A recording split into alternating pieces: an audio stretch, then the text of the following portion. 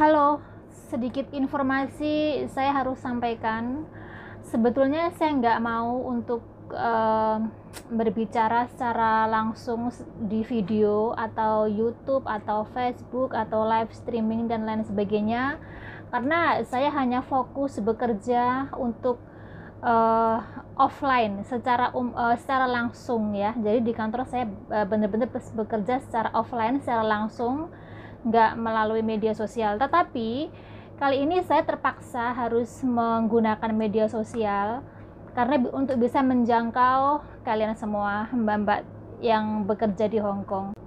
Langsung saja ya, kenapa saya harus berbicara di sini? Karena bermula dari kasus yang mungkin ada mbak yang pernah mengalami ya, CC BMI pernah mengalami hal seperti ini, tetapi saya harap nggak ada yang mengalami.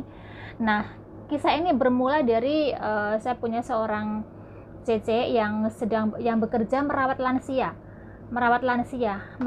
kakek dan nenek, dan mereka itu yang kakeknya itu udah agak lumpuh dan yang neneknya itu masih bisa berjalan, tetapi dia itu rabun.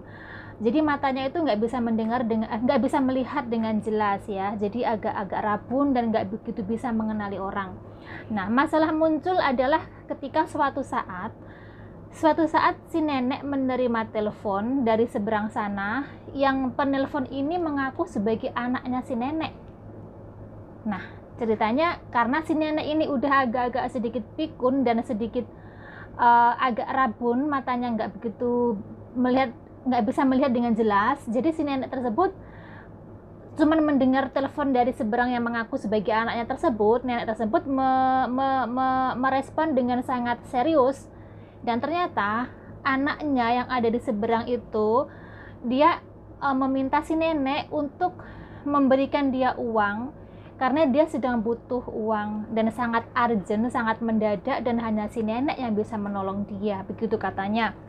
Nah, setelah telepon ditutup, si nenek langsung memanggil Cece. Nah, Cece tersebut sama nenek diajak ke bank untuk mengambil uang. Nah, ceritanya masalahnya terjadi di sini. Si Cece tersebut langsung ikut sama nenek pergi ke bank untuk mengambil uang. Saat itu sebesar 100.000 Hong Kong dolar. Kalau orang Hong Kong bilangnya sapman, begitu ya.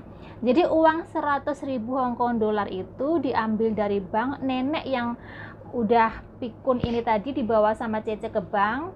Terus begitu pulang ke rumah dengan uang yang sudah di tangan, si nenek tersebut menghubungi orang yang menelpon yang mengaku sebagai anaknya dan menyuruh anaknya untuk datang mengambil uang yang sudah siap, uang cash yang sudah siap.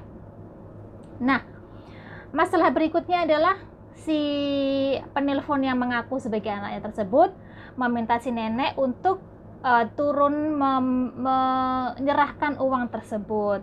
Lalu si nenek mengajak Cece untuk turun menemui orang itu, menyerahkan uang 100.000 Hong Kong dolar.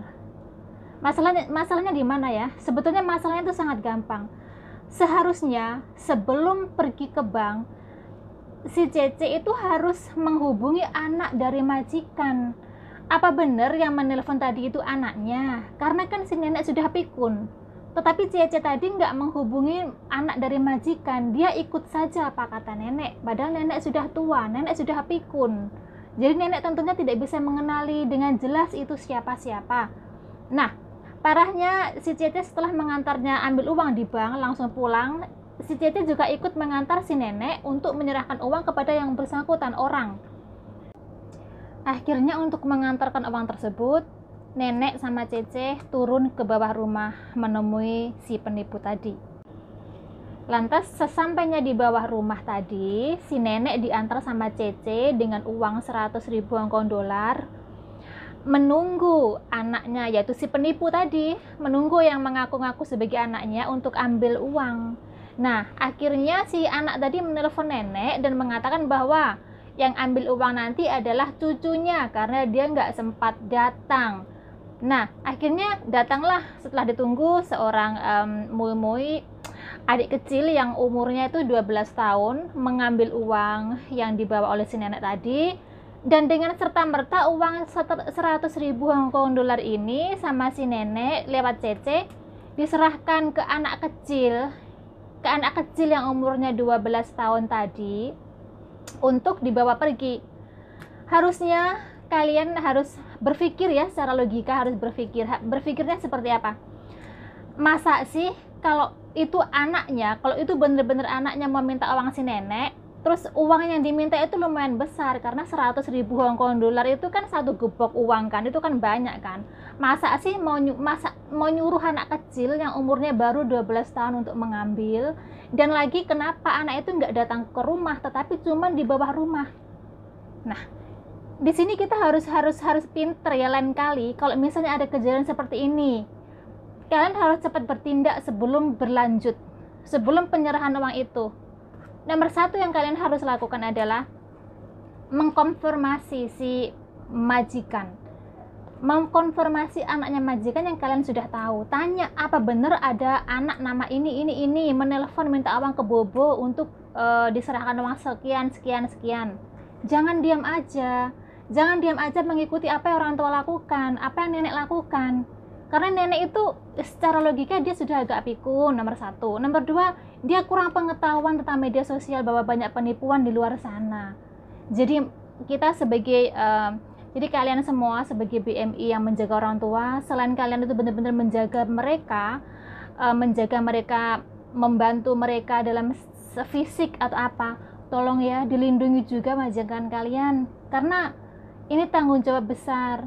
Kasihan kan, uang segitu, orang tua itu dia kerja capek waktu masih muda, dan itu adalah uang seperti uang pensiun cuman dikasihkan oleh penipu.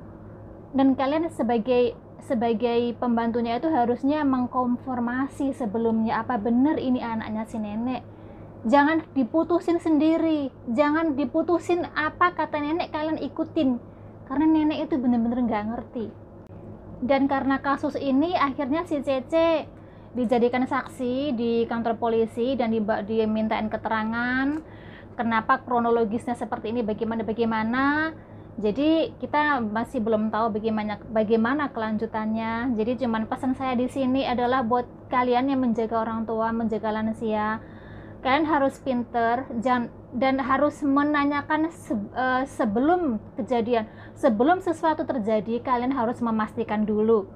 Karena di sini di Hong Kong sekarang memang sedang marak sekali penipuan.